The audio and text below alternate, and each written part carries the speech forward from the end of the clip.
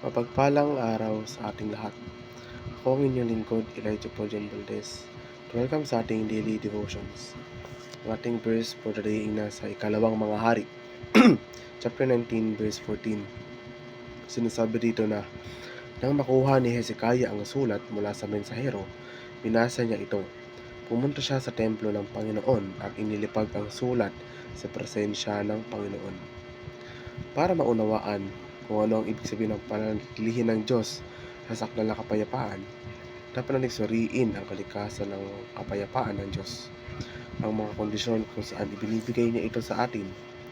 Ang pangakong manatili sa perpektong kapayapaan ay nagpapahiwatig ng isang perpektong uri ng kapayapaan. Ang orihinal na tekstong Hebreo ay gumagamit ng pareralang shalom, isang pangdodoble na nagpapalakas ang kabuuan ng kapayapaan ng Diyos. Ang perpektong kapayapaan ay hindi ang kawalan ng salungatan, kundi isang pangkalahatang pakiramdam ng seguridad. Sa Filipos chapter 4 verse 7, inilalarawan ni Pablo ang kapayapaan ng Diyos na higit sa lahat ng pagkaunawa, at kung paano nito iingatan ang iyong mga puso at ang iyong mga pag-iisip kay Kristo Jesus. Ang perpektong kapayapaan ay laging mapapanatili ang ating mga puso at isipan na nakaangkla kay Kristo. Upang mapanatili sa perpektong kapayapaan, ang ating mga isipan ay dapat matatag. Ang matatag na mga pag-iisip ay hindi natitinag at matatag na nakatutok sa mga pangako ng Diyos. Sa Isaiah chapter 26 verse 3, ang salitang isip ay tumutukoy sa ating mga iniisip, mga hilig at mga hangarin. Dapat nating piliin na tumuon sa katotohanan ng salita ng Diyos sa halip na sa ating mga kalagayan. Kapag itinuon natin ang ating isipan sa salita ng Diyos, ang nararanasan natin ang buhay at kapayapaan. Ang pag-iisip sa laman ay kamatayan, ngunit ang pag-iisip sa espiritu ay buhay at kapayapaan. Upang magkaroon ng perpektong kapayapaan, kung gayon, dapat tayong sumunod sa espiritu. Ang pagtitiwala sa Diyos ay isang kinakailangang bahagi ng perpektong kapayapaan. Ito ay higit pa sa paniniwalang may Diyos. Dapat din tayong magtiwala sa kanyang mga pangako. Hinikayat tayo ng Kawikaan chapter 3 verse 5-6 na magtiwala ka sa Panginoon ng buong puso mo.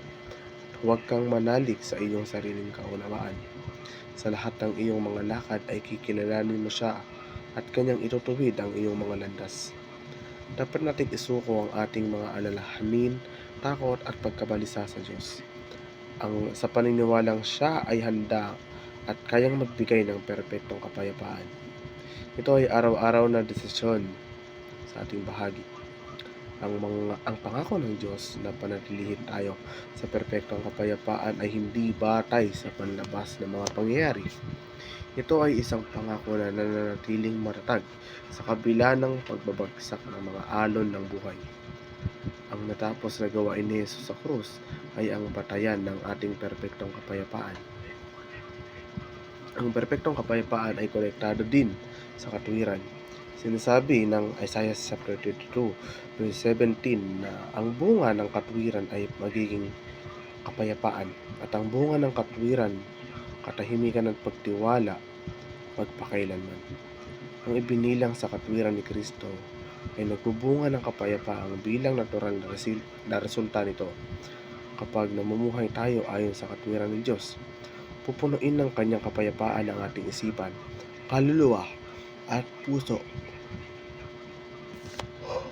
Muli, ako ang inyong lingkod, Elijah Pojan Valdez, at dito na nagtatapos ang aking daily devotions.